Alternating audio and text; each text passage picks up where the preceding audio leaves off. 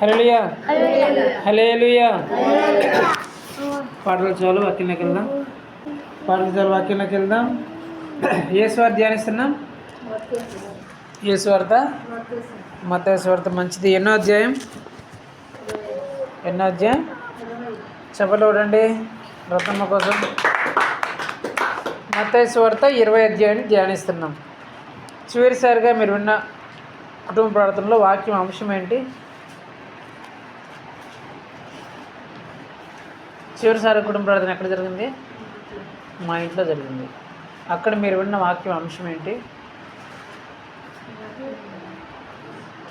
మర్చిపోయినారా? చివరిసారిగా జరిగిన కుటుంబ ప్రార్థనలో దేవుడు మాట్లాడిన వాక్యం అంశం ఏంటంటే, నీ ఫ్యూచర్ నీకు ముందే తెలియాలంటే ఏం చేయాలా? భవిష్యత్తులో ఏం జరగబోతుందో అది నీకు ముందే ఎప్పుడు తెలియబడుతుంది? ఎవరైనా భవిష్యత్తును తెలుసుకోగలరా? రేపేం జరగబోతుందో నీకు తెలుస్తుందా? ఈరోజు తెలుస్తుందా? రేపేం జరుగుతుందో ఎవరికైనా తెలుస్తుందా? లేకపోతే ఒక గంట తర్వాత ఏం జరుగుతుందో ఎవరికైనా తెలుస్తుందా? ఒక 5 నిమిషాల తర్వాత ఏం జరుగుతుందో ఎవరికైనా తెలుస్తుందా? తెలియదు కదా. ఇది తెలియదు అనే మాట కాకుండా తెలుస్తుంది.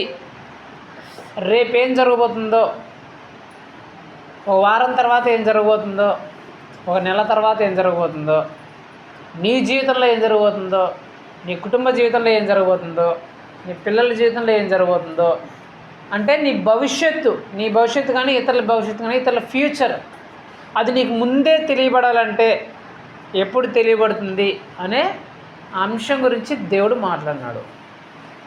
ఒకే ఒకటి చేస్తే ఫ్యూచర్లో ఏం జరగబోతుందో అదన్నీ దేవుడు మనకు ముందే తెలియజేస్తాడంట. మనం కేవలం ఒక పని చేస్తే భవిష్యత్తులో ఏం జరగబోతుందో, ఫ్యూచర్లో ఏం జరగబోతుంది, అది నీకైనా కావచ్చు, నీ జీవితంలో కావచ్చు, నీ కుటుంబ జీవితంలో కావచ్చు, లేకపోతే వేరే వాళ్ళ జీవితంలోనూ కావచ్చు, ఎవరి జీవితంలోనే కావచ్చు, ఫ్యూచర్లో ఏం జరగబోతుందో దేవుడు నీకు ముందే తెలియజేస్తాడంట. ఆ ఒక్కటి ఏంటి, ఏం చేస్తే దేవుడు తెలియజేస్తాడు మనకి అనే అంశం గురించి పోయిన కుటుంబ ప్రార్థన దేవుడు మాట్లాడినాడు. ఒకవేళ మీరు వినకపోయింటే, మీరు రాకపోయింటే మన ఛానల్లో యూట్యూబ్లో ఉంటుంది కాబట్టి మీరు వినండి, తెలుసుకోండి, ఆశీర్వదించుకోండి. హల్లెలూయా. సరే, దేవుడు ఈరోజు ఏం మాట్లాడతారో చూద్దాం. మత్తయి సువార్త 20వ అధ్యాయం 20వ వచనం చదువమ్మా. 20:21. అప్పుడు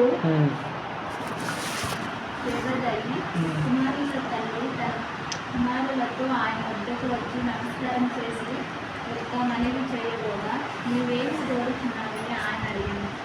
అందుకే అలా నీ రాజ్యం ముందు ఈయన ఇద్దరు కుమారులు ఒకరు నీ కుడి వైపునను ఒకరు నీ ఎడమ వైపునను కూర్చుండగా సెలవుని ఆయనకు. చాలు. దేవుడి వాక్యం ద్వారా మనందరితో మాట్లాడను గాక. ఇంకా రాయబడిన మాట ఏంటంటే, అప్పుడు జెబెదయి కుమారుల తల్లి తన కుమారులతో ఆయన యొద్దకు వచ్చి నమస్కారము చేసి ఒక మనవి చేయబోగా, నీవేమి కోరుచున్నావని ఆయన అడిగాను. అందుకామె, నీ రాజ్యమందు ఈ నా ఇద్దరు కుమారులలో ఒకడు నీ కుడివైపునను ఒకడు నీ ఎడమ వైపునను కూర్చుండ సెలవిమ్మని ఆయనతో అనెను. హల్లెలూయా. ఇక్కడ జరిగిన సందర్భం ఏంటంటే, యేసు ప్రభువారు ఒక దగ్గర కూర్చో అన్నాడు. అది ఇల్లు కావచ్చు, వేరే ప్లేస్ కావచ్చు, ఒక దగ్గర కూర్చో అన్నాడు. అక్కడ శిష్యులు అందరూ ఉన్నారు, కొంతమంది జనాలు, ప్రజలు కూడా ఉన్నారు. అక్కడికి యేసు ప్రభు శిష్యులు ఎంతమంది? Very good. ఆ 12 మందిలో 2 శిష్యులు ఉన్నారు, జెబెదయి కుమారులు. వాళ్ళు ఎవరంటే యోహాను, యాకోబు. ఎవరు? యోహాను, యాకోబు. ఈ యోహాను, యాకోబు యొక్క తల్లి, వాళ్ళ అమ్మ ఏం చేసిందంటే ఈ శిష్యులను తీసుకొచ్చింది. ఎవరి దగ్గరికి? యేసుప్రభు దగ్గరికి. అందరూ అక్కడ ఉంటే యోహాను, యాకోబు యొక్క తల్లి వాళ్ళ కుమారులు ఇద్దరిని పిలుచుకొని యేసుప్రభు దగ్గరికి వచ్చి ఆయన దగ్గర సాగిలపడి నమస్కరించిందంట. నమస్కరించి, అయ్యా నీతో ఒక మనవి చేసుకోవాలి అంటే, ఒక అప్లికేషన్ పెట్టుకోవాలి, ఒక అర్జీ పెట్టుకోవాలంటారు కదా. ఏదన్నా మనం ఎంఆర్ ఆఫీస్కి, ఎంపీడీ ఆఫీస్కి పోతాం కదా, ఒక అర్జీ పెట్టుకోవాలి, ఒక అప్లికేషన్ పెట్టుకోవాలి. అంటే ఏదో అవసరం ఉంది, ఏదో కావాలా, ఇది కావాలా అని ఒక అప్లికేషన్ కోసము నీ దగ్గరికి వచ్చానయ్యా, ఒకటి అడగాలని ఒకటి కోరుకోవాలని నాకు ఒక ఆశ ఉంది, దానికోసం నీ దగ్గరికి వచ్చానయ్యా అని అని అడిగిందంట. ఎవరు? ఆ ఇద్దరు శిష్యుల యొక్క తల్లి. వెంటనే యేసుప్రభు ఏమన్నాడంటే, సరే అమ్మ నీ కోరిక ఏంటి, నువ్వు ఏం కోరుకోవాలనుకుంటున్నావు అని అడిగితే ఆమె ఏం చెప్పిందంట, అయ్యా నాకు 2 కుమారులు కదా, వాళ్ళిద్దరు నీ శిష్యులే కదా, ఈ 2 కుమారులు నీ పరలోక రాజ్యంలో కుడివైపున ఒకడు, నీకు కుడివైపున ఒకడు, నీకు ఎడమవైపున ఒకడు కూర్చుండుటకు సెలవు ఇయ్యయ్యా. అంటే పరలోక రాజ్యంకి వెళ్ళిన తర్వాత, అంటే స్వర్గానికి వెళ్ళిన తర్వాత, అందరూ స్వర్గానికి వెళ్ళిన తర్వాత నువ్వు అక్కడ కుర్చీ సింహాసనం మీద కూర్చోంటావు కదా, అప్పుడు కూర్చున్నప్పుడు నా 2 బిడ్డల్లో ఒకడు కుడివైపున ఒకడు ఎడమవైపున కూర్చోవాలయ్యా, అలాగా నాకు సెలవు ఇవ్వు, అదే నా అప్లికేషను, అదే నా విజ్ఞాపన, అదే నా కోరిక అని అడిగిందంట. హల్లెలూయా. సో ఇది ఇక్కడ జరిగిన సందర్భం. సో దీని నుంచి దేవుడు ఈరోజు మనందరితో ఏం మాట్లాడుతున్నాడంటే, నువ్వు కోరుకున్న కోరిక ఎలాంటిది, నువ్వు కోరుతున్న కోరిక ఎలాంటిది, లేదంటే నువ్వు ఎలాంటి కోరిక కోరుకుంటున్నావు. ఈరోజు దేవుడు మాట్లాడుతున్న వాక్యం అంశం ఏంటంటే, నువ్వు కోరుతున్న కోరిక ఎలాంటిది, లేకపోతే నువ్వు ఎలాంటి కోరిక కోరుతున్నావు అనేదే వాక్యం అంశం. ఇప్పుడు ఈమెకి ఎంతమంది పిల్లోళ్ళు? 2 మంది పిల్లోళ్ళు. అక్కడ యేసు ప్రభు ఆయన అడిగితే ఏమైనా ఇస్తాడు కూడా ఇస్తాడు, ఏమడిగినా కూడా ఇస్తాడు. నువ్వు ఏమైనా అడుగు, అన్నీ ఇచ్చే దేవుడు ఆయన. ఆయన దగ్గర పోయి ఈమె ఏమడిగింది? 2 కుమారుల కోసము, ప్రభువా ఈ ఇద్దరికి, ఒకడికేమో చెప్పేదేనండి, ఒకడేమో పెద్ద ఐఏఎస్ అయిపోవాలా, మంచి ఉద్యోగం చేయాలా, ఈ ఊర్లోనే గొప్ప పేరు, మా జిల్లాలోనే మా రాష్ట్రంలోనే మంచి పేరు తెచ్చుకోవాలా, గొప్ప వ్యక్తిగా మార్చబడాలా. ఇంకోడేమో మంచి రాజకీయ నాయకుడు అవ్వాలా, అందరికీ సేవ చేయాలా, ప్రజలందరికీ సేవ చేయాలా, లేకపోతే రోజు డబ్బులు బాగా సంపాదించాలా, వీళ్ళిద్దరు బాగా లైఫ్లో సెటిల్ అవ్వాలా, బాగా డబ్బులు ఆస్తులు మంచిగా సంపాదించుకోవాలా, మంచి వారిని పెళ్లి చేసుకోవాలా, కుటుంబ జీవితం చక్కగా ఉండాలా, పెద్ద పెద్ద ఇల్లు కట్టుకోవాలా, ఆస్తులు సంపాదించుకోవాలా. లేకపోతే ప్రభువా ఈయనకు అధికారమే, ఈ బాబుకి ఇతనికి అధికారమే. ఎలాంటి అధికారం? నువ్వు ఎలాంటి అయితే అధికారం పొందినావో, వీడు ప్రార్థన చేస్తే అందరూ స్వస్థపడిపోవాలా, వీడు ప్రార్థన చేస్తే అందరి దయ్యాలు పోవాలా, ఇతను ప్రార్థన చేస్తే అన్ని అద్భుతాలు జరగాల, ఇతను ప్రార్థన చేస్తే అన్ని అద్భుత ఆశ్చర్యకాలు జరగాల. ప్రభువా నీకు ఏది అసాధ్యం లేదు కదా, అట్లా నా బిడ్డలు కూడా ఈ భూలోకంలో ఏది అసాధ్యమే లేనంత బిడ్డలుగా నా బిడ్డలు మార్చాలా, గొప్ప స్థాయిలో ఉండాలా. నా బిడ్డలను చూసి అందరూ వాహా ఆహా ఓహో అనుకోవాలా. డబ్బుల విషయంలో కానీ, ఆర్థిక విషయంలో కానీ, పేరు విషయంలో కానీ, పలుకోడు విషయంలో కానీ, అన్ని విషయంలో కానీ నా బిడ్డలే అందరికంటే ముందు ఉండాలా, ఈ లోకంలో గనులై ఉండాలా. ఇవన్నీ కోరుకునిందా? ఇవన్నీ కోరిందా? యేసుప్రభు డబ్బులు అడిగితే ఇవ్వడా? ఆమెకి ఇస్తాడు. అధికారం అడిగితే ఇవ్వడా? ఇస్తాడు. ఆస్తిపాస్తులను అడిగితే ఇవ్వడా? ఇస్తాడు. ప్రజల మీద అధికారం అడిగితే ఇవ్వడా? ఆస్తులు, బిల్డింగులు, ఇల్లు, కార్లు అడిగితే ఇవ్వడా? స్వస్థపరిచే వరాలు అడిగితే ఇవ్వరా? అన్నీ ఇస్తాడు కదా. ఆమె ఏమడిగినా ఇవ్వడానికి ఆయన సిద్ధంగా ఉన్నాడు. కానీ ఆమె ఏమడిగింది? ఆ తల్లి ఏమడిగింది? అయ్యా పరలోక రాజ్యంలో నా బిడ్డలు ఉండాల, నీ సన్నిధిలో పరలోక రాజ్యంలో నా బిడ్డలు ఉండాలా. ఒకడు కుడివైపు ఉండాలా, ఒకడు ఎడమవైపు ఉండాలి. 2 ఉండాలి నాకు బిడ్డలు.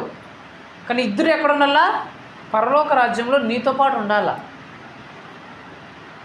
ఈ భూమి మీద ఆస్తులు, ఈ భూమి మీద డబ్బులు, ఈ భూమి మీద అంతస్తులు, పేరు, పలకడు ఈ నేను అడగట్లే నిన్ను. నాకేం కావాలా? వాళ్ళిద్దరూ పరలోకంలో నీ సన్నిధిలో ఉండాలా. ఒకడు భూలోకంలో బాగుండేసి ఒకడు మాత్రమే పరలోకంలో నేను కోరుకోవట్లే. 2 నీతో పాటు నీ సన్నిధిలో ఉండాలయ్యా, పరలోకంలో ఉండాలయ్యా అని ఆ తల్లి ఆ బిడ్డల కోసం కోరుకుంటుంది. ఈరోజు దీని నుంచి అసలు మనము మన కోసము మన బిడ్డల కోసం దేనిని దేవుని దగ్గర కోరుకుంటున్నాం అనేదే ఈరోజు మనము ఆలోచించాల్సిన విషయం. రకరకాల వాటిని మనం కోరుకుంటూ ఉంటాం కదా, రకరకాల ఆశలు రకరకాల కోరికలు మనకు ఉంటాయి, రకరకాల వాటి కోసం ప్రార్థన చేస్తుంటాం కదా. అసలు ఉత్తమమైన ప్రార్థన, ఉత్తమమైన కోరిక ఏంటి, అసలు మనం దేనికోసం కోరుకోవాలా, ఎలాంటివి కోరుకుంటున్నాము అనేది మనకు తెలియాలి. ఆ తల్లి వాళ్ళ బిడ్డలు ఎక్కడ ఉండాలని కోరుకునింది? పెద్ద పెద్ద ఇళ్ళల్లో ఉండాలా, పెద్ద పెద్ద సాఫ్ట్వేర్ కంపెనీల్లో జాబ్ చేయాలా, లేకపోతే మంచి అధికారం ఉండే వాళ్ళ దగ్గర ఉండాలా, మంచి అధికార స్థాయికి వెళ్ళాలి, ఇవన్నీ కోరుకునిందా? కోరికలు ఏం కోరుకునింది? ఒకటయ్యా, ఇది నీతో పాటు స్వర్గంలో ఉండాలయ్యా, పరలోకంలో వీళ్ళు ఉండాలా, నిత్య జీవనంలో నీకు వీళ్ళు ఉండాలా, అదే నా కోరిక, అదే నా ఆశ అని చెప్తుంది. మరి మన ఆశ మన కోరిక ఎలా ఉంది? మన వ్యక్తిగత విషయంలో కావచ్చు, మన కుటుంబ విషయంలో కావచ్చు, అన్ని విషయంలో కావచ్చు, మనం దేనికోసం ప్రార్థన చేస్తున్నాం? యేసుప్రభు దగ్గర అన్నిటి కోసం మనం ప్రార్థన చేస్తుంటాం. దేనికోసము? మన చదువు కోసము, ఉద్యోగం కోసం, వ్యాపారం కోసం, పిల్లల కోసం, చేస్తున్న పని కోసం, అన్నిటి కోసం ప్రార్థన చేస్తున్నాం కదా. ఈమె ఏదైతే దేనికోసమైతే దేవుణ్ణి అడిగిందో దాన్ని మనం ఎప్పుడైనా అడిగామా దేవుని దగ్గర? ఆమె ఏమి అడిగింది? నాకు 2 బిడ్డలు ఉన్నారయ్యా, వాళ్ళిద్దరు ఎక్కడ ఉండాలా? పరలోకంలో చేరాలా అని అడిగింది కదా. అలాంటి కోరిక మనం ఎప్పుడైనా దేవుని దగ్గర ప్రార్థన ఎన్నోసార్లు ప్రార్థన చేసి ఉంటాం కదా, ఎన్నో వందల ప్రార్థనలు మనం చేసి ఉంటాం కదా, రకరకాల వాటి కోసం ప్రార్థన చేసినాం కదా. ఒక్కసారైనా ప్రార్థన చేసినామా? ప్రభువా, నా కూతురు, నా కొడుకు, లేకపోతే మా అమ్మ, మా నాన్న, లేకపోతే నా పిల్లలు, నా తల్లిదండ్రులు, నేను పరలోక రాజ్యంలో చేరాలయ్యా, నరకంలోకి పోకూడదు ప్రభువా, పరలోక రాజ్యంలో మేము ఉండాలా, నా కూతురు, నా కొడుకు పరలోక రాజ్యంలో చేరాలయ్యా, వాళ్ళకి మారు మనసు దయచేయి ప్రభా, వాళ్ళు పరలోక రాజ్యంలోకి వచ్చినట్లు మీరు సహాయం చేయండి ప్రభా, వాళ్ళు బాప్టిజం తీసుకొని పరలోక రాజ్యంలోకి వచ్చినట్లు వాళ్ళ కృప చూపించండియ్యా అని ఎప్పుడైనా ప్రార్థన చేసినామా? మా అమ్మ మా నాన్న ఇంకా మారలేదయ్యా, ఇంకా ఆ పాపిష్టి జీవితంలోనే, ఆ పాపిష్టి అలవాట్లోనే ఉన్నారయ్యా, వాళ్ళు మార్చి వాళ్ళు పరలోక రాజ్యంలో చేరాలయ్యా, ఈ నరక బతుకుల్లోకి వెళ్ళిపోకూడదు, ఈ భూమిని విడిచిన తర్వాత ఆ పరలోక రాజ్యంలో స్వర్గంలోకి వెళ్ళాలయ్యా అని ఎప్పుడైనా ప్రార్థన చేసినామా? నేను ఇంకా దేవుని నమ్ముకొని ఎన్నో సంవత్సరాలు ఇంకా బాప్టిజం పొందలా, ఇంకా ఇట్లే ఉన్నాను, నాలో బాప్టిజం మనసు ప్రేరేపించి ఆ రక్షణలోకి వచ్చి ఆ పరలోక రాజ్యంలో నేను కూడా ఉన్నట్లు, నీతో పాటు ఉన్నట్లు ప్రభా నాకు సహాయం చేయని చెప్పి ఎప్పుడైనా ప్రార్థన చేసినామా? నీ బిడ్డలు ఉన్నారు, నీ పిల్లలు ఉన్నారు, నీ తల్లిదండ్రులు ఉన్నారు, నీ వ్యక్తిగత జీవితం ఉంది. ఎప్పుడు నీ బిడ్డలు అవసరాల కోసం, నీ కుటుంబ అవసరాల కోసమే ప్రార్థన చేసావు, కానీ పరలోక రాజ్యంలో మేము ఉండాలి, స్వర్గంలో ఉండాలి. చచ్చిపోతే నేను కానీ, నా పిల్లలు కానీ, నా తల్లిదండ్రులు కానీ, నా కుటుంబ సభ్యులు కానీ, నా అన్న తమ్ముడు కానీ, నా అక్క చెల్లెలు కానీ ఎవరు నరకానికి పోకూడదు, వాళ్ళు ఖచ్చితంగా పరలోక రాజ్యంలో చేరాలా, స్వర్గానికి వెళ్ళాలనే కోరిక మీరు ఎవరికైనా ఉందా? ఆశ ఎవరికైనా ఉందా? ప్రభా, నాకు చదువు కావాలా, నాకు ఉద్యోగం కావాలా, నాకు వ్యాపారం కావాలా, నాకు మంచి భర్త కావాలా, నాకు మంచి భార్య కావాలా, మాకు ఆస్తులు కావాలా, అంతస్తులు కావాలా, లేకపోతే అది కావాలి, ఇది కావాలని ప్రార్థన చేస్తున్నాం. కానీ ప్రభా, నా బిడ్డలు చచ్చిపోయే స్థితిలో ఉన్నారు, నరకానికి వెళ్ళిపోయే పరిస్థితులు ఉన్నారు, చెడు పనులకు అలవాటైనారు, నా తమ్ముడు, నా అక్క ఇలా ఉన్నారు, నా చెల్లి ఇలా ఉన్నారు, మా తమ్ముడు, మా అన్న ఇలా ఉన్నారు, మా కుటుంబ సభ్యులు ఇలా ఉన్నారు, బంధువులు ఇలా ఉన్నారు, అయ్యా నరకంలోకి వెళ్ళిపోయే పరిస్థితి, వాళ్ళు ఎప్పుడు చచ్చిపోయినా నరకంలోకి వెళ్ళిపోతారేమో, నాకు బాధ వేస్తుంది, దుఃఖం వేస్తుంది ప్రభా, వాళ్ళు స్వర్గంలోకి రావాలయ్యా, నీతో పాటు నీ సన్నిధిలో ఉండాలి ప్రభా, వాళ్ళు నరకంలోకి వెళ్ళడం నాకు ఇష్టం లేదు ప్రభా అని ఎప్పుడైనా ప్రార్థన చేశాను వాళ్ళ కోసం? నీ కోసం కానీ, నీ కుటుంబ సభ్యుల కోసం కానీ, నీ పిల్లల కోసం కానీ, మీ తల్లిదండ్రుల కోసం కానీ, నీ అక్క చెల్లి అన్న తమ్ముల కోసం, నీ స్నేహితుల కోసం కానీ ఎప్పుడైనా ఒక్కసారైనా ప్రార్థన చేశాను? ఉత్తమమైన ప్రార్థన ఏది? అదే, ప్రభా మేము ఉండాలయ్యా, స్వర్గంలో ఉండాలయ్యా. ఇక్కడ ఎన్ని రోజులు ఉంటామో ఎవరికి తెలియదు, ఈ భూమి మీద ఎన్ని రోజులు బతకమో ఎవరికైనా తెలుసా? ఎవరికీ తెలియదు. ఎప్పుడు చచ్చిపోతామో ఎవరికీ తెలియదు. ఎప్పుడప్పుడు చచ్చిపోతాం అందరము, అదైతే పక్కా. ఎప్పుడు చచ్చిపోతామో తెలియదు కాబట్టి అయ్యో చచ్చిపోతే నేను కానీ, నా కుటుంబ సభ్యులు కానీ, నాకు తెలిసిన వాళ్ళు కానీ ఎవ్వరూ నరకంలోకి వెళ్ళకూడదు, వాళ్ళందరూ స్వర్గంలో నాతో పాటు ఉండాలా, నేను స్వర్గంలో ఉండి వాళ్ళందరూ నరకంలో ఉంటే ఏం ప్రయోజనము, వాళ్ళందరూ స్వర్గంలోకి ఉండాలనే ఆ కోరిక, ఆశ, భారం ఏమైనా ఉందా? పరాయి వాళ్ళ సంగతి పక్కన పెట్టండి, కనీసం మీ ఇంట్లో వాళ్ళ కోసమైనా మీరు ఏడుస్తున్నారా? నువ్వు ఎప్పుడు చచ్చిపోతావు నీకేమైనా తెలిసినా? నువ్వు ఇంకా రక్షింపడకపోతే, నువ్వు ఎప్పుడు చచ్చిపోతావు నీకు తెలియకపోతే స్వర్గంలోకి ఎలా వెళ్తావు? నరకంలోకి కదా పోవాలా? కనీసం నీ పిల్లలు మారు మనసు పొందినారు, రక్షణ పొందినారు, బాప్టిజం పొందుకొని సిద్ధంగా ఉన్నారా? లేకపోతే వాళ్ళ కోసం నువ్వు ఏడుస్తున్నావా? ప్రభు వాళ్ళకి మారు మనసును దయచేయండి ప్రభా, స్వర్గంలోకి రావాలి ప్రభా, నీతో పాటు ఉండాలయ్యా అనే ప్రార్థన ఎప్పుడైనా చేసినావా? నీ తల్లిదండ్రులు ఇంకా ఎవరైనా మారు మనసు పొందకపోతే వాళ్ళ కోసం ఎప్పుడైనా ఏడ్చినావా, కన్నీరు కార్చినావా? ప్రభా వాళ్ళు స్వర్గంలో ఉండాలని. ఎప్పుడు ప్రభా నాకు అది లేదు, నాకు ఇది లేదు, నా పిల్లలకు అది కావాలి, ఇది కావాలని ఏడిపే మనలో ఉంది తప్ప, దానికోసం కన్నీరు కార్చి బాధతో ఏడుస్తుంది తప్ప, అయ్యో వాళ్ళు చచ్చిపోతే నరకానికి వెళ్ళిపోతారు రక్షింపడకపోతే, నరకంలోకి పోకూడదు నా బిడ్డలు, స్వర్గంలో ఉండాలా అని కోరుకుంటారు కదా. అని కోరుకునే మనిషి ఎవరికి ఉందా?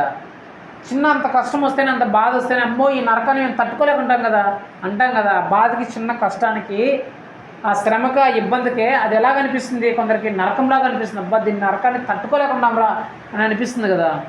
చిన్న బాధ, కష్టం ఒక రోజు ఉండే, ఒక నెల ఉండే, ఒక వారం ఉండే, ఆ బాధకి అంతా మనము బాధపడిపోతే, ఒకవేళ మనం కానీ, మన బిడ్డలు కానీ, మన కుటుంబ సభ్యులు కానీ చనిపోతే నిత్యము అయితే నరకంలో ఉండాలా, అయితే స్వర్గంలో ఉండాలా. అలాంటి పరిస్థితుల్లో ఒకవేళ మన కుటుంబ సభ్యులు కానీ, మనం కానీ నరకంలోకి వెళ్తే అది ఇంకెంత బాధ. ఒక వారం రోజులు మనం ఆ బాధను తట్టుకోవడానికే నరక యాతన అంటున్నామే. కోటాను కోట్ల సంవత్సరాలు మనం జీవించాలా ఆ 2 ప్లేసుల్లోనే. మరి దానికోసం ఎంత బాధతో, ఎంత కన్నీరు కార్చాలా? మరి ఎప్పుడైనా ఒక్కసారైనా ఏడ్చావా నీ పిల్లల కోసం, నీ కోసం, నీ కుటుంబ సభ్యుల కోసం? ఒక వ్యక్తిని చూపిస్తాను మీకు. ఆదికాండం 18వ అధ్యాయం. నేను చదువుతాను, మీరు వినండి. ఆదికాండం 18వ అధ్యాయం 1 నుంచి నేను చదువుతాను, మీరు వినండి. మరియు మమ్రే దగ్గరనున్న సింధూర వనంలో అబ్రహాము ఎండవేళ గుడారపు ద్వారమంది కూర్చుని ఉన్నప్పుడు యెహోవా అతనికి కనబడెను. అతడు కన్నులెత్తి చూసినప్పుడు 3 మనుషులు అతని ఎదుట నిలువబడి ఉండిరి. అతడు వారిని చూచి గుడారపు వాకిటి నుండి వారిని ఎదుర్కొన్నట్టుకు పరిగెత్తి నేలమట్టుకు వంగి, ప్రభువా నీ కటాక్షము నా మీద ఉన్న ఎడల ఇప్పుడు నీ దాసుని దాటిపోవద్దు. ఇక్కడ జరిగిన సందర్భం ఏంటంటే, దీనికి ముందు జరిగిన సందర్భం ఏంటంటే, అబ్రహాం గారి భార్య ఎవరో శారమ్మ. దేవుడు పిలిచినప్పుడు అబ్రహాం గారు, శారమ్మ, అబ్రహాం తమ్ముడు కొడుకున్న లోతు, వీళ్ళు 3 వచ్చేసారనమాట. తమ బంధువులను, స్నేహితులను, విగ్రహాలను అన్నింటిని వదులుకొని వచ్చేసారు. అయితే శారమ్మకు పిల్లలు లేరు. పిల్లలు లేకపోవడం వల్ల శారమ్మ ఏం చేసింది? తన దాసి అయిన హాగర్ను అబ్రహాంకి ఇచ్చి పెళ్లి చేసింది. ఏం చేసింది? అబ్రహాంకి ఆగర్నిచ్చి పెళ్లి చేసింది. అబ్రహాంకి ఆగర్నిచ్చి పెళ్లి చేయగానే హాగరు గర్భవతి పిల్లోని కనింది, ఇస్మాయిల్ని. ఎప్పుడైతే ఇస్మాయిల్ని పిల్లోని కనిందో, ఈ హాగరు శారమ్మను చూసి ఎక్కిరించడం మొదలుపెట్టింది. నాకు బిడ్డ పుట్టినాడు, నీకు బిడ్డలు లేరు, నేను దాసినైనా సరే నాకు బిడ్డలు కలిగినారు, నీకు బిడ్డలు లేరని చెప్పేసి కొంచెం ఒక హీనభావంతో చూడడం మొదలుపెట్టింది. అదేం చేసింది? శారమ్మకి కోపాన్ని తెప్పించి ఈ దాసుని, ఈ కుమారుని ఎల్లగొట్టు అని అబ్రహాంతో చెప్తే అబ్రహాము ఎల్లగొడతాడు. ఎల్లగొడితే మళ్ళీ యేసుప్రభు ఆ దాసురాలు కనిపించి నువ్వు మళ్ళీ నీ యజమాని దగ్గర వెళ్ళకు అంటే మళ్ళీ ఆమె తిరిగి వచ్చేస్తుంది. సో వీళ్ళు గొడవలు జరుగుతున్నాయి కుటుంబంలో. ఏం జరుగుతున్నాయి? గొడవలు వస్తున్నాయి. ఎక్కడ చూసినా సమస్యలే, ఇబ్బందులే. ఆ అబ్రహాంకి, హాగరమ్మకి, శారమ్మకి మధ్య గొడవలు ఒక పక్క. ఇంకొక లోటు ఏంది? శారమ్మకి బిడ్డలు లేరు. ఇంట్లో గొడవలు, శారమ్మకేమో బిడ్డలు లేరు. ఎటు చూసినా అబ్రహాం తలనొప్పే. వీళ్ళేమో ఇంట్లో గొడవలతో సతమతం అవుతున్నాడు, ఇంకో పక్క బిడ్డ లేడు. ఇంక ఇంట్లో ఉండలేక వాళ్ళు గొడవలు పడుతుంటే వాళ్ళ గొడవలు తట్టుకోలేక వినలేక ఒకరోజు ఇట్లా ఇంటి బయట ఎండవేళలో కూర్చున్నాడంట. చూడండి, ఎంత గొడవ ఇంట్లో ఉంటే ఎండవేళ ఎవరైనా బయట కూర్చుంటారా? ఎండ కాస్తుంటే ఎవరైనా ఇంట్లో కూర్చుంటారు కదా. ఆయన బయట కూర్చున్నట్టు దాని అర్థమైంది, ఇంట్లో కూర్చోలేకపోయినాడు. ఎందుకు? ఆ గొడవలకి, ఆ కొట్లాళ్ళకి అవి వినలేక, నాయన ఆ గొడవల కంటే బయట ఎండలో కూర్చోవడం మంచిదని చెప్పేసి ఎర్రటి ఎండవేళ బయట కూర్చోన్నాడంట. ఎర్రటి ఎండవేళ బయట కూర్చోంటే ఆ గొడవల్లో, ఆ కొట్టాట్లో, ఆ అవసరాల్లో, ఆ ఇబ్బందుల్లో బయట కూర్చోంటే అప్పటికే లోతు కూడా వెళ్ళిపోయినాడు. లోతు కూడా అబ్రహాంని విడిచిపెట్టేసి సొదొమ గొమొర్రాకి వెళ్ళిపోయాడు. అక్కడ అబ్రహాం నుంచి విడిపోయి తన ఆస్తిపాస్తుని తీసుకొని సొదొమ గొమొర్రాకి వెళ్ళిపోయినాడు. అంత కష్టాల్లో బతుకుతున్నాడు. ఎవరు? అబ్రాహాం ఆ సమస్యలో ఇబ్బందుల్లో బ్రతుకుతున్నాడు. అట్లా ఎర్రటి ఎండవేళ బయట గుడారం వైపు కూర్చొని ఉంటే యేసుప్రభు దిగి వచ్చేసాడంట. ఏంటి? ఎవరు వచ్చాడంట? యేసుప్రభు వచ్చేసాడంట. ఇతను ఎప్పుడు ఎక్కడ దేంట్లో ఉన్నాడు? శ్రమల్లో ఉన్నాడు, ఇబ్బందుల్లో ఉన్నాడు, అవసరతలో ఉన్నాడు. అలాంటి టైంలో యేసుప్రభు వచ్చేసాడు. అప్పుడు ఏం చేయాలి? అబ్రాహాము వెంటనే కాళ్ళు పెట్టుకొని, ప్రభువా వచ్చావయ్యా స్వామి, ఇక్కడ చూడయ్యా ప్రభా, ఎన్ని కష్టాలు వచ్చేసాయి, ఎన్ని బాధలు వచ్చాయి, ఎన్ని ఇబ్బందులు వచ్చాయి, కుటుంబంలో సమస్యలు, కుటుంబంలో గొడవలు, ఈ అవసరాలు తీరట్లా, ఈ ఆశ ఇట్లా మిగిలిపోయా, కావాల్సిన వాడికి దొరకట్లా, ఆడే కొడుకేమనుకున్నాడు వెళ్ళిపోయినాడు, ఇట్లేమి అపోతే ఇట్లా అయిపోయింది, ప్రభా నువ్వే సహాయం చేయి, ఈ కుటుంబ అవసరాల గొడవలన్నీ మానిపోయేలాగా చూడు, ఆ సారమ్మ బిడ్డలకి సారమ్మ బిడ్డి లేదంటే వీళ్ళు చంపేస్తాను, వీళ్ళు కొట్టుకొని చచ్చిపోతాను ఇంట్లో, నేను ఉండలేకుండా ఈగ అడగల. అంతే కదా. యేసుప్రభు అతను దర్శిస్తే మామూలుగా మనమే అనుకోండి, మన ఇంట్లోనే కుటుంబ గొడవలు ఉన్నాయి, అవసరాలు ఉన్నాయి, కోరికలు ఉన్నాయి, అన్నీ ఉన్నాయి. అలాంటి టైంలో యేసుప్రభు దర్శించినాడు. యేసుప్రభు నీ ఇంటికి వచ్చినాడు. వెంటనే ఏమడుగుతాము? రాగరాగొచ్చినా నాయన ఎక్కడ పోయినావు స్వామి నువ్వు అని చెప్పి కాళ్ళు పెట్టుకొని, ప్రభా ఈ గొడవలన్నీ తీసేయి ప్రభా, గొడవలన్నీ నైనా లేకుండా చేయి ప్రభా, వాళ్ళకి సమాధానం పొడిచేయ్యా, ఈ అవసరాన్ని తీర్చి ప్రభా అని అడుగుతామా లేదా? అడుగుతాం కదా, ఉన్నమాటే కదా.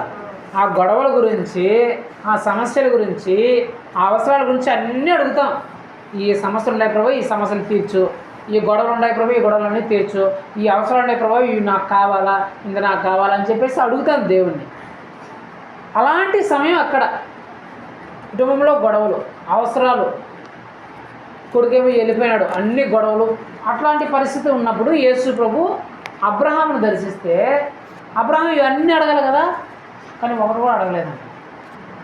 అరే దేవుడు వచ్చినాడు, మనం ఆయన్నే జరిగేది, ఆయన మంచి ఆతిథ్యం చేద్దామని చెప్పేసి, ప్రభా నువ్వు ఎక్కడుండు ప్రభా, నేను నీ కోసము ఆహారం సిద్ధపరుస్తాను, నీళ్ళు వేస్తానని చెప్పేసి ఆహారాన్ని సిద్ధపరిచి దేవుని దగ్గర తీసుకొచ్చి పెట్టాడంట.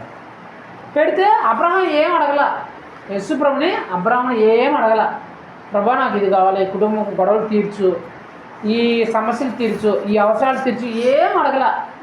దేవుడు వచ్చినాడు మా ఇంటికి, నేను ఆయనకు మంచిగా ఆతిథ్యం చేయాలని చెప్పేసి ఆయన దగ్గర ఉన్నాడు అన్నీ తీసుకొచ్చి ఆయన పెట్టాడంటే, ఆయన తిన్న తర్వాత దేవుడే చెప్తున్నాడు అబ్రహాంకి, అబ్రహాం నీకు బిడ్డ లేరు కదా, వచ్చే సంవత్సరం ఇదే టైంకి శారమ్మకు నీకు నేను శారమ్మకు బిడ్డ పుట్టేలాగా చేస్తాను, నీకు పిల్లలాగా వస్తారు అని చెప్తాడు. ఏం చెప్తాడు? పిల్లలు నీకు వచ్చే సంవత్సరం ఈ టైంకి అంతా శారమ్మ బిడ్డను కంటుంది, నువ్వు భయపడద్దు అంటాడు. అప్పుడు ఏం చెప్పాలి అబ్రహాం? ఎగురు గంతేయాలి కదా, బా ప్రభువా నేను అడగపోయినా కూడా నాకు ఎంత గొప్ప మేలు చేసినావు ప్రభా, ఆ బిడ్డని ఇచ్చేస్తే నాకు ఈ కుటుంబ గొడవలన్నీ తీరిపోతాయి, ఈ సమస్యలన్నీ తీరిపోతాయి, నాకు ఈ అవసరాలన్నీ తీరిపోతాయి, నాకు అవసరమే ఆ బిడ్డ వల్ల ఈ కుటుంబ గొడవలు అన్నీ వచ్చేసినాయి, ఇప్పుడు కానీ ఆ బిడ్డని ఇచ్చేస్తే ఈ కుటుంబ గొడవలు పోతాయి, ఆ బిడ్డనైనా పోతాయి, ప్రభావం ఎంత మంచోడు గొప్పడు అని చెప్పేసి కాలు పెట్టుకోవాలి కదా. స్తుతి స్తోత్రం చెప్పారు కదా, మనం చెప్పినాం కదా, యేసు రాజా నీకే వందనలు అయ్యాను, స్తుతి స్తోత్రం అని చెప్పినాం కదా, అది చెప్పాలి కదా. అబ్రహాం ఒక మాట కూడా మాట్లాడాడు అని, బిడ్డని ఇస్తానయ్యా, నువ్వు 2 సంవత్సరాలు బిడ్డ కోసం కష్టపడుతున్నావు కదా, బాధపడినావు కదా, ఈ బిడ్డ వల్లే కదా నీకు కుటుంబంలో సమస్యలు అవన్నీ వచ్చినాయి కదా, నీకు బిడ్డని ఇచ్చేస్తాను అంటే అనలేదా అనలేదంట. సరేలే అనలాగా సైలెంట్గా ఉన్నాడంట. సరే ఇంకా యేసు చూసి వెళ్ళిపోయేటప్పుడు అబ్రహాంతో ఏం చెప్తున్నాడు అంటే, సరే అబ్రహాం నేను పోయి వస్తా అన్నాడంట. ఎక్కడికి పోతున్నా అంటే సొదొమ గొమొర్రా ప్రాంతానికి వెళ్తున్నా. చదువు మాట 18వ అధ్యాయం 20వ వచనం చదువు. గట్టిగా చదువు.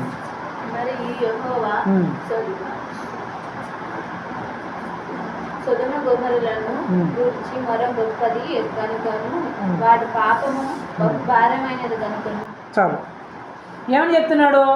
సొదొమ గొమొర్రాకి వెళ్తున్నా. ఎందుకు? ఆ సొదొమ గొర్రం యొక్క పాపము ఎక్కువ అయిపోయింది. ఆ పట్టణంలో జరుగుతున్న ఆ చెడు పనులు, ఆ పాపిష్టి పనులు ఎక్కువ అయిపోయినాయి.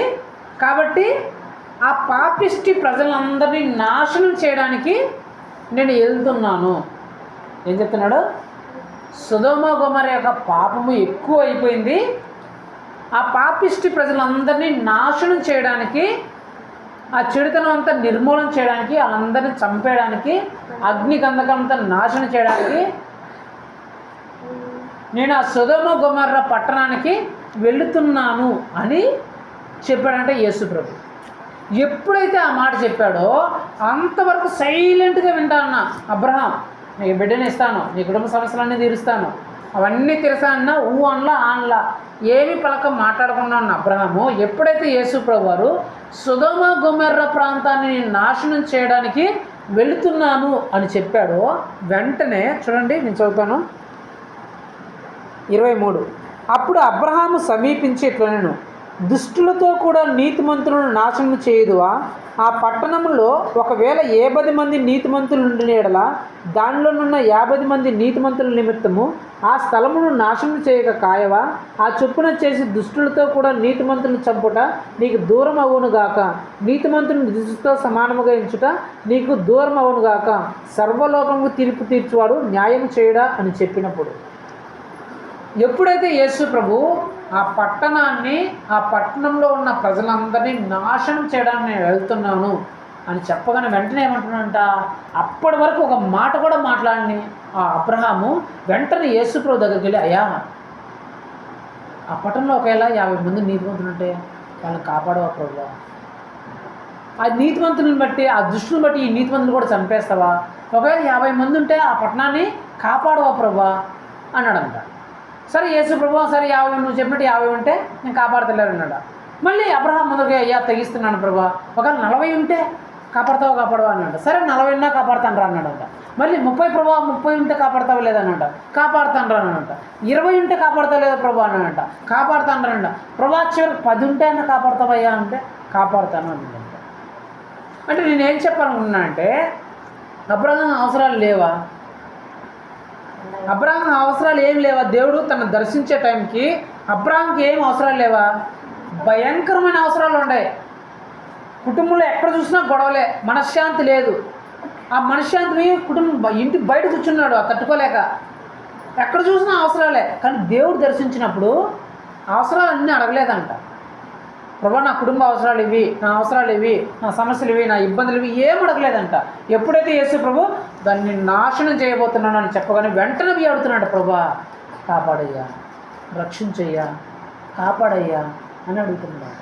అంటే దేవుడు అతని దగ్గరికి వచ్చినప్పుడు అతను అడగచ్చు, అబ్రహాం ప్రభా నా అవసరాలు తీర్చు, నా కుటుంబ అవసరాలు తీర్చు, ఈ గొడవలన్నీ మాన్పు, నాకైతే అవసరాలు ఉన్నాయి, ఇబ్బందులు ఉన్నాయి, వాటిని తీర్చు అని అడగచ్చు. కానీ అబ్రహాం ఎన్ని అడిగాడు దేవుణ్ణి? అడగలేదంట. ప్రభా అలా కాపాడయ్యా, రక్షించయ్యా, ఆ పట్టణంలో లోతున్నాడయ్యా, నా తమ్ముడు కొడుకయ్యా, ఆడు చెడు పనులకు అలవాటయ్యి వెళ్ళిపోయినాడు ప్రభా, ఒకవేళ నువ్వు కాల్ చేస్తే ఆ లోతు కూడా, నా తమ్ముడు కుమారు కూడా ఆ పట్టణంలో కాలిపోతాడయ్యా, బూడిదైపోతాడయ్యా, కాపాడయ్యా అని చెప్పేసి బ్రతిమలాడుకుంటున్నాడంట యేసు ప్రభు. చూడండి 19వ అధ్యాయం 29వ వచనం నేను చదువుతాను. దేవుడు ఆ మైదానం పట్టణమును పాడు చేసినప్పుడు దేవుడు అబ్రహామును జ్ఞాపకము చేసుకొని లోతు కాపురం ఉన్న పట్టణమును నాశనం చేసినప్పుడు ఆ నాశనముల మధ్య లోతు నశించకుండా అతన్ని తప్పించను. అక్కడ లోతు తప్పింపబడ్డాడంటే ఆ నాశనం నుంచి, ఆ భయంకరమైన అగ్ని గంధకాల నుంచి తప్పించబడ్డాడంటే కారణం ఎవరు? అబ్రహాం. ఎవరు? అబ్రహాం ప్రార్థన చేశాడు, ప్రభా కాపాడయ్యా, రక్షించయ్యా అని ప్రార్థన చేయడం బట్టే ఆ భయంకరమైన అగ్ని గంధకంలో నుంచి, ఆ నాశనంలో నుంచి లోతు రక్షించబడ్డాడు, లోతు కుటుంబం రక్షించబడింది. అంటే నేనేం చెప్పాలనుకున్నానంటే, అబ్రహాంకి అవసరాలు ఉన్నాయి, అబ్రహాం కోరికలు ఉన్నాయి, అబ్రహాం కుటుంబంలో కావాల్సిన చాలా ఉన్నాయి, సమస్యలు, ఇబ్బందులు. కానీ అబ్రహాం యొక్క కోరిక ఏంటి? వాళ్ళు నాశనం అయిపోయింది. ప్రభా నా తమ్ముడు బిడ్డయ్యా, నా కొడుకుతో సమానమయ్యా, నాశనం అయితే నేను తట్టుకోలేను ప్రభా, రక్షించయ్యా, కాపాడయ్యా అని చెప్పేసి ప్రార్థన చేస్తున్నాను. మరి మనం ఎప్పుడైనా చేసాం అట్లా? మనకు అవసరాలు ఉన్నాయి, కుటుంబ అవసరాలు అన్నీ ఉన్నాయి. కానీ వాటన్నిటికంటే మించింది ఏంటి? మన బిడ్డలు నరకంలోకి వెళ్ళిపోతున్నారు, నరకపు అంచుల్లో ఉన్నారు, మన కుటుంబ సభ్యులు నరకపు అంచుల్లో ఉన్నారు, మన అమ్మ నాన్న, మన తల్లిదండ్రులు, మన కుటుంబ సభ్యులు, మన బంధువులు, స్నేహితులు నరకం అంచుల్లో ఉన్నారు. మన అవసరాలు, కోరికలు అన్నీ ఉన్నాయి, కానీ వాళ్ళ కోసం ప్రార్థన చేస్తున్నాం. ప్రభా నరకం అంచుల్లో ఉన్నారయ్యా, కాలిపోవడానికి సిద్ధంగా ఉన్నారు, అగ్ని కందకాలు వచ్చి కాల్ చేస్తాయేమో నీ ఉగ్రతను తట్టుకోలేక, అలాంటి సమయంలో కాపాడయ్యా వాళ్ళు రక్షించయ్యా, కాలిపోకూడదయ్యా, బూడిదైపోకూడదని ప్రార్థన ఇద్దరం చేసినాము. మనకి ఏమన్నా అలా ప్రార్థన చేసే మనకు గుణం ఉందా? ఇంకో ఆమెను చూపిస్తా. ఆమె పేరు ఎస్తేర్. ఏం పేరు? ఎస్తేర్. ఎస్తేర్ ఏమని కోరుకున్నదో, ఏమని ఆశపడిందో చూద్దాం. ఎస్తేర్ గ్రంథం 7వ అధ్యాయం 1. రాజును హామానును రాణి అయిన ఎస్తేరునందుకు విందుకునకు రాగా, రాజు, ఎస్తేరు రాణి, నీ విజ్ఞాపన ఏమిటి? అది నీకు అనుగ్రహింపబడును. నీ మనవి ఏమిటి? రాజ్యములో సగమట్టుకైనను నీకు అనుగ్రహించదనని 2వ నాడు ద్రాక్షారసం విందులో ఎస్తేరుతో అనను. అప్పుడు రాణి అయిన ఎస్తేరు ఇలాగూ ప్రత్యుత్తరమిచ్చను, రాజా, నీ దృష్టికి నేను దయ పొందిన దానినైన ఎడల రాజవైనకు తమకు సమ్మతి అయితే నా విజ్ఞాపన బట్టి నా ప్రాణమును, నా మనవిని బట్టి నా జనులను నాకు అనుగ్రహింపబడుదురుగాక. సంహరింపబడుటకును హతము చేయబడి నశించుటకును నేనును నా జనులు కూడా అమ్మబడిన వారము. మేము దాసులుగాను దాసురాంటగాను అమ్మబడిన ఎడల నేను మౌనముగా నుందును. ఏలయనగా మా విరోధిని తప్పించుకొనుటకై మేము రాజవకు తమని శ్రమపరచుట యుక్తము కాదు. ఇక్కడ జరిగిన సందర్భము, ఎస్తేరు దేవుని బిడ్డ. ఆమె ఒక సందర్భాన్ని బట్టి, దేవుని సంకల్పం బట్టి ఆ దేశానికి రాణి అయిపోయింది. ఆ దేశం ఏదంటే అన్యుల దేశం. ఏ దేశము? 127 దేశాలు ఇవి. ఎన్ని? 127 దేశాలకి రాజు అహర్వేషు. ఈ దేశానికి ఎస్తేరమ్మ దేవుని బిడ్డ రాణి అయ్యింది కొన్ని పరిస్థితులను బట్టి. టైం లేదు కాబట్టి నేను చెప్పట్లా. అయితే ఆ దేశంలో ఉన్న ప్రధానమంత్రి దేవుని ప్రజల మీద కుట్రబన్ని వీళ్ళందరినీ చంపేయాలనుకుంటాడు. ఒక మొర్దెకాయిని బట్టి, దేవుని బిడ్డని బట్టి, దేవుని బిడ్డ తనకి రెస్పెక్ట్ ఇవ్వలేదని, గౌరవించలేదు, తనకు నమస్కరించలేదని చెప్పేసి ఆయనతో పాటు దేవుని ప్రజలందరినీ చంపేయాలని చెప్పేసి ఒక కుట్ర పన్నుతాడు. ఈ విషయం మొర్దెకాయి తెలుస్తుంది. ఆ మొర్దెకాయి ఎస్తేరమ్మకు చెప్తాడు. ఎస్తేరమ్మ రాజు దగ్గర పోయి అడుగుతుంది. రాజు దగ్గర పోతే అప్పుడు రాజు ఎస్తేరమ్మను చూసి అడుగుతాడు, రాణి అయిన ఎస్తేరు, నీ కోరిక ఏంటో చెప్పు, నువ్వు ఏం కోరినా సరే అది నేను నీకు ఇచ్చేస్తాను. నా రాజ్యంలో సగం ఇచ్చేయమంటావా చెప్పు, అది నీకు నేను ఇచ్చేస్తాను అని అంటే, ఎస్తేరు ఏమేమి కోరుకుంటుందంటే, రాజా, నేను నా ప్రజలు చంపబడడానికి, సంహరింపబడడానికి ఇప్పుడు ఆజ్ఞ ఇవ్వబడింది.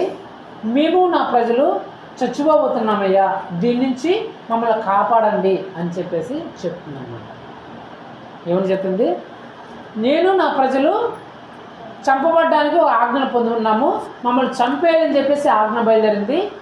ఇలా మేమందరం చచ్చిపోకుండా జీవంతో సజీవంగా ఉన్నట్లు మా కృప చూపించండి అయ్యా అని ఏమో కోరుకుంటుంది. తర్వాత అహర్వేషు రాజు ఆ కుట్రపడిన హామాను చంపేసరి అంతా పక్కన పెట్టండి.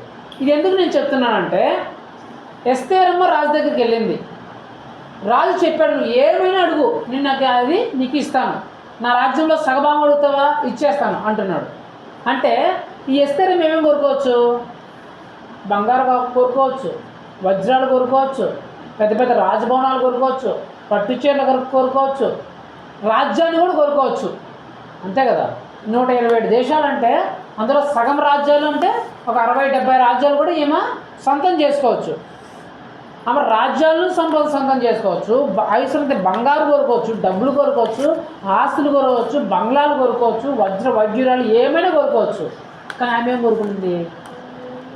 ప్రభువా, రాజా, నా జనులు చచ్చిపోబోతున్నారయ్యా, నా ప్రజలు చచ్చిపోబోతున్నారయ్యా, వాళ్ళు చావకూడదయ్యా, వాళ్ళు బ్రతకాలయ్యా, వాళ్ళు బ్రతికుండాలా అని కోరుకుంటున్నారు.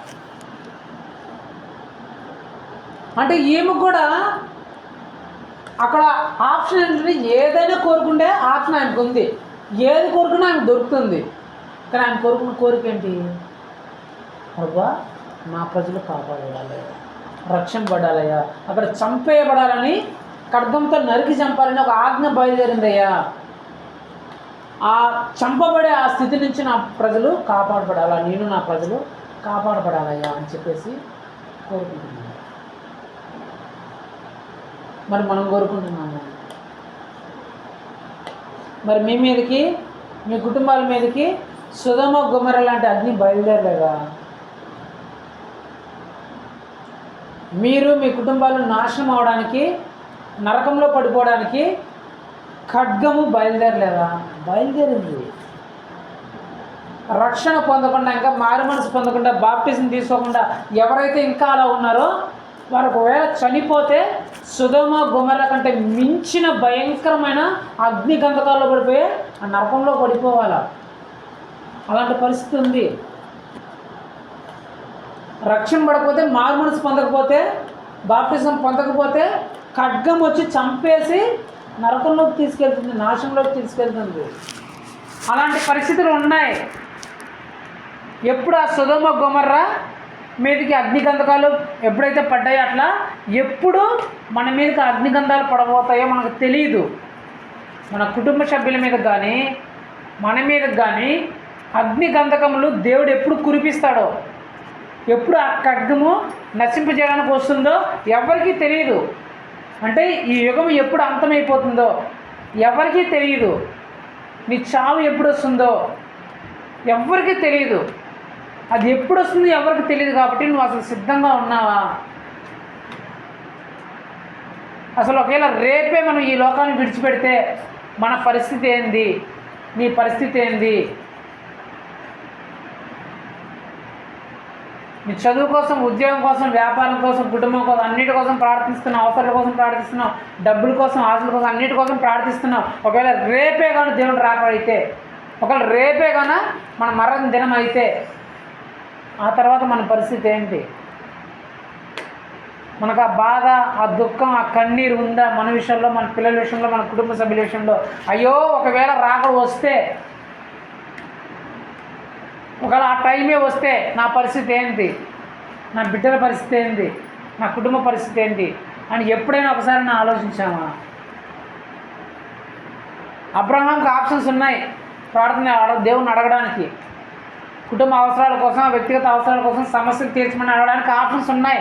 ఒకవేళ అడిగినా కూడా దేవుడు నో అని చెప్పడు, ఇచ్చేస్తాడు. ఎస్తేరమ్మ కూడా ఆప్షన్స్ ఉన్నాయి. డబ్బులు, బంగారు, ఆస్తులు, అంతస్తులు, భవనాలు అడగడానికి ఆప్షన్స్ ఉన్నాయి. అడిగితే రాజు ఇవ్వడానికి కూడా సిద్ధంగా ఉన్నాడు. ఈ జెబెదయి కుమారుల యొక్క తల్లికి కూడా ఆప్షన్స్ ఉన్నాయి.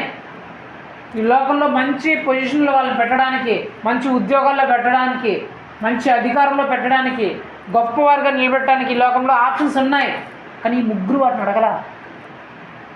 మొట్టమొదటి వాళ్ళు అడిగిన కోరిక, వాళ్ళ మనసులో ఉన్న కోరిక ఏంటి? నాశనం అవ్వకూడదు,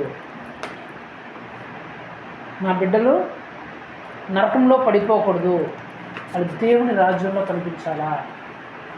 ఇద్దరు బిడ్డలు ఉంటే ఇద్దరు అయ్యా నీ పరలోక రాజ్యంలో నీ కుడివైపున ఒకటి ఎడమవైపున ఉండాలయ్యా. లోతు అక్కడ నాశనం అవుతున్నాడు, ప్రభా 50 మంది ఉంటే అందరినీ కాపాడయ్యా అంటున్నాడు అబ్రహాం. ఒక్కరు కూడా నశించుకోవడం అబ్రహాంకి ఇష్టం లే. ఆ పట్టణంలో ఎంతోమంది చెడు పనులు చేసేవాళ్ళు ఉన్నారు, ఎంతోమంది నీచమైన పనులు, పాపిష్టి పనులు చేసేవాళ్ళు ఎంతమంది ఉన్నారు. కానీ వాళ్ళు ఎవ్వరూ నశించుకోవడం అబ్రహాంకి ఇష్టమా? అబ్రహాంకి ఇష్టం లేదు. ఎస్తేరమ్మ కూడా ఉన్నారు, ఆ ప్రజల్లో చెడు పనులు చేసే వాళ్ళు ఎంతమంది ఉన్నారు, దేవుడి ప్రజలైనా కూడా. కానీ వాళ్ళందరూ నాశనం అవ్వడం వాళ్ళకి ఇష్టమా? ఎస్తేరమ్మకి ఇష్టం లేదు. మోషే కూడా అంతే. ఒకసారి దేవుడి కోపం వచ్చి ఇజ్రాయెల్ చంపేయాలని చూస్తే మోషే మీ అడ్డు పెడతాడు, ప్రభా వాళ్ళ మీద కనికరం చూపించు, వాళ్ళు నాశనం చేయకుండా కృప చూపించు. నువ్వు నాశనం చేయవా, నీ జీవగ్రంథంలో నుంచి నా పేరుని తుడిచిపెట్టేయి అంటాడు. అంటే వాళ్ళు నాశనం అయిపోకూడదని చెప్పేసి ఇతను దేవుని బ్రతిమలాడుకుంటున్నారు. అక్కడే మోషేకి ఏమో ఆశలు, కోరికలు లేవా? ఎన్నో అవసరాలు ఉన్నాయి. అరణ్యంలో 30 లక్షల మందిని నడిపించాల.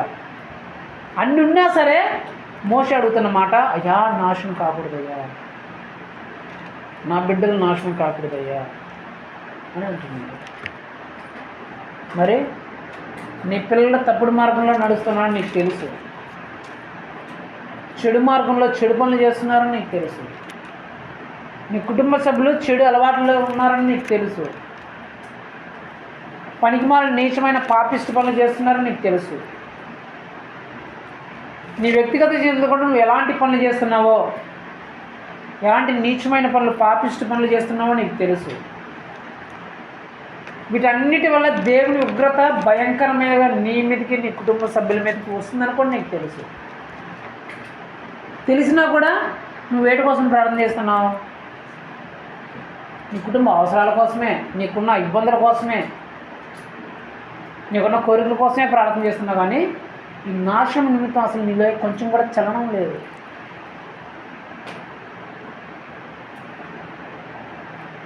ఒకరోజు ఉంటాయి, ఒకరోజు వెళ్ళిపోతాయి ఇవి. కానీ నువ్వు నీ కుటుంబం నిత్యం అక్కడ ఉండాలి. మళ్ళీ ఏమైనా ప్రార్థన చేస్తున్నావా? ఎప్పుడైనా ప్రార్థన చేసావా? నీకేమైనా భారం ఉందా? అయ్యో నా బిడ్డలు వెళ్ళిపోతారేమో నరకంలోకి, నా భార్య వెళ్ళిపోతుందేమో నరకంలోకి, నా భర్త వెళ్ళిపోతాడేమో నరకంలోకి, నా కుటుంబ సభ్యులు వెళ్ళిపోతారేమో నరకంలోకి, నా తల్లిదండ్రులు వెళ్ళిపోతారేమో నరకంలోకి, నా అక్క చెల్లెలు అన్న తమ్ముళ్ళు వెళ్ళిపోతారేమో నరకంలోకి, నా రక్త సంబంధికులు వెళ్ళిపోతారేమో నరకంలోకి అని ఏమైనా కొంచెమైనా భారం ఉందా? కొంచెమైనా సోయ ఉందా? కొంచెమైనా ఆలోచిస్తారు? ఒక్కసారైనా ప్రార్థన చేశారా? వాళ్ళు వీటి కోసం ప్రార్థన చేశారండి. ఏమైంది పరిస్థితి? అబ్రహాం బిడ్డను అడగల, బిడ్డనిచ్చాడు యేసుప్రభు. కుటుంబ సమస్యలన్నీ తీసేసినాడు. ఎస్తేరమ్మ వజ్ర వైడ్యురాల్ని రాజ్యాన్ని అడగల, కానీ రాజు ఆ తర్వాత రాజ్యాన్ని ఇచ్చాడు, అంగరంగ వైభవాలు అన్నీ ఇచ్చినాడు.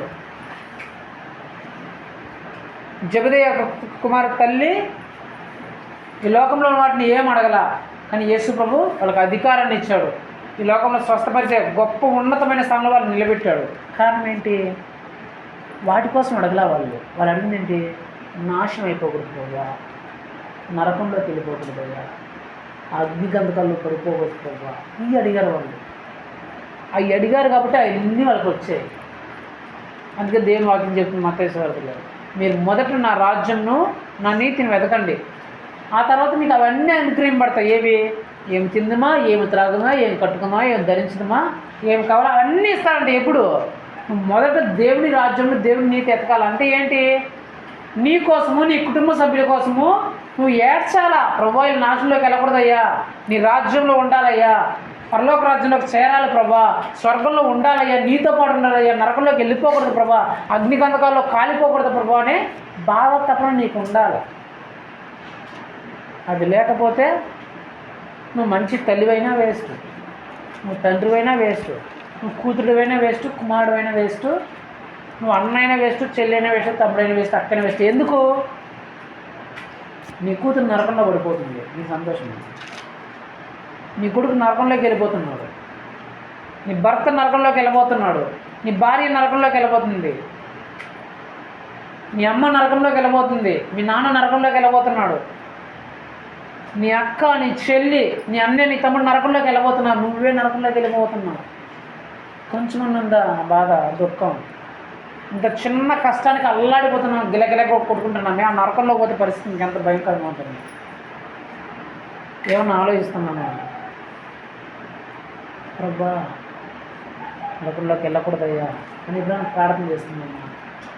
ప్రతిరోజు ప్రార్థన చేస్తున్నాం కదా, ప్రతిరోజు ప్రార్థన కనీసం ఒక్కసారి ఈ ప్రార్థన చేసినారా అనేది దేవుడు అడుగుతున్నాం. మరి మనం ఇప్పుడు దేనికోసం ప్రార్థన చేస్తున్నాం అనేది మనం పరీక్షించుకున్నాం. నీ అవసరాల కోసం ప్రార్థన చేయొద్దని నేను చెప్పట్లా. నీ అవసరాలు ఎప్పుడు? అది రెండో ఇంపార్టెన్స్, రెండో ప్రాముఖ్యత నీ అవసరాలు, నీ కుటుంబ అవసరాలు. కానీ మొట్టమొదటి ప్రాముఖ్యత ఏంటి? నువ్వు నీ కుటుంబ సభ్యులు నాశనంలో నరకంలో పడకుండా తప్పించబడాలా. అది మొదటిది. ఆ ప్రార్థన చేస్తే నువ్వు నీ అవసరాల కోసం ప్రార్థన చేయాల్సిన పనిలే, దేవుడు అన్నీ ఇచ్చేస్తాడు. నీ ప్రార్థన ఏమై ఉండాలా? ప్రభా కాపాడయ్యా, నా బిడ్డలను కాపాడయ్యా, నా కుటుంబాన్ని కాపాడయ్యా, రక్షించయ్యా, నాశనంలో పడిపోకూడదయ్యా, సాతాను చేతుల్లో చిక్కపోకూడదయ్యా, ఈ చెడు లోకంలో చెడు పనుల వైపు వెళ్ళకూడదయ్యా, కాపాడయ్యా, నరకంలో పడిపోకూడదయ్యా అని చెప్పేసి ప్రార్థన చేయాలి. అలాంటి ప్రార్థన చేసే గుణం మనలో ఉంటే మంచిది. లేకపోతే ఈ రోజు నుంచైనా అలాంటి ప్రార్థన మనం చేయాలని చెప్పేసి తీర్మానించుకున్నాం. కళ్ళు మూసుకోండి. పరిశుద్ధుడా, మహోన్నతుడా, సర్వోన్నతుడా, సర్వశక్తిగల దేవ, యేసయ్య స్తోత్రం చెల్లిస్తున్నాం ప్రభా. ఈ రాత్రికాల సమయం ప్రభా నా ద్వారా మా అందరితో మీరు మాట్లాడిన మాటను బట్టి నీకు స్తోత్రం చెల్లిస్తున్నాం ప్రభా. జబెదయి యొక్క తల్లి ప్రభా, తనకిద్దరు కుమారులు ఉంటే తండ్రి, ఇద్దరు కుమారులు ప్రభా పరలోక రాజ్యంలో చేరాలని ఆశ కలిగిన ఆయన నీ యొద్దకు వచ్చింది ప్రభా. అబ్రహాం గారు ప్రభా ఆ సొదొమ గోమెరలో ఉన్న పట్టణస్థులందరూ తన తమ్ముడు కుమారుడైన లోతు కూడా ప్రభా అగ్నికందకాల్లో కాలి బూడిదైపోకూడదని ప్రభా ఆశ కలిగి ఉన్నాడు తండ్రి. ఎస్తేరమ్మ ప్రభా ఆ దేశంలోని ప్రజలందరూ ప్రభా చంపబడకూడదని ప్రభా ఆశ కలిగి కోరిక కలిగి ఉన్నది ప్రభా. మోషే కూడా నాయన 30 లక్షల మంది జనాలు ప్రభా చచ్చిపోకూడదని ప్రభా ఆశ కోరిక కలిగి ఉన్నాడు తండ్రి. వారి కుటుంబాల్లో ఎన్నో అవసరాలు, ఎన్నో ఇబ్బందులు, ఎన్నో సమస్యలు ఉంటున్నప్పటికీ నాయన వాళ్ళ అవసరాలు ఎన్నో ఉంటున్నప్పటికీ తండ్రి ఆ అవసరాలు తీర్చడానికి, ఆ సమస్యలు తీర్చడానికి మీరు దర్శించినప్పుడు ప్రభా వారు నాయన అవసరాల కోసం ప్రార్థన చేయలేదయ్యా, ఆ సమస్యల కోసం ప్రార్థన చేయలేదు ప్రభా. వారు చేసిన ప్రార్థన ప్రభా నాశనం కాకూడదయ్యా అనే ప్రార్థన చేశారు తండ్రి. అలాంటి మనసు మాలో ఎప్పుడు వస్తుంది ప్రభా? మా పిల్లలు కూడా అలాంటి పరిస్థితుల్లో ఉన్నారు కదా, నరకంలోకి వెళ్ళిపోయే పరిస్థితుల్లో, నాశనంలోకి వెళ్ళిపోయే పరిస్థితుల్లో, ఈ లోకపు చెడు అలవాట్లోకి వెళ్ళిపోయే పరిస్థితుల్లో, చెడు వాటిలో మునిగిపోతున్న పరిస్థితుల్లో, శాపాన్ని నాశనాన్ని తెప్పించుకుంటున్న పరిస్థితుల్లో, శిక్షణ తెప్పించుకున్న పరిస్థితిలో ఉంటున్నారయ్యా. ఆ శిక్ష నుంచి కాపాడబడాలి తండ్రి, ఆ నాశనం నుంచి కాపాడాలి ప్రభా, ఆ నరకం నుంచి తప్పించబడాలి తండ్రి. మాకు ఎన్నో అవసరాలు ఉన్నాయి, ఎన్నో ఇబ్బందులు ఉన్నాయి ప్రభా, ఎన్నో కోరికలు, ఎన్నో సమస్యలు ఉన్నాయి. కానీ వాటన్నిటికంటే మించి ప్రభా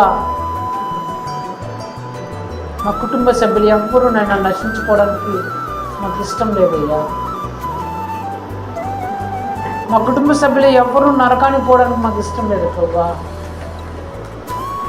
నేను కానీ నా కుటుంబం కానీ ఎవ్వరూ కానీ నరకంలోకి వెళ్ళకూడదు నాయన, నాశనంలోకి వెళ్ళకూడదు ప్రభా, సాతాను చేతుల్లో చిక్కుపడకూడదు నాయన. మీ సన్నిధిలో మీతో పాటు మేము ఉండాలి తండ్రి.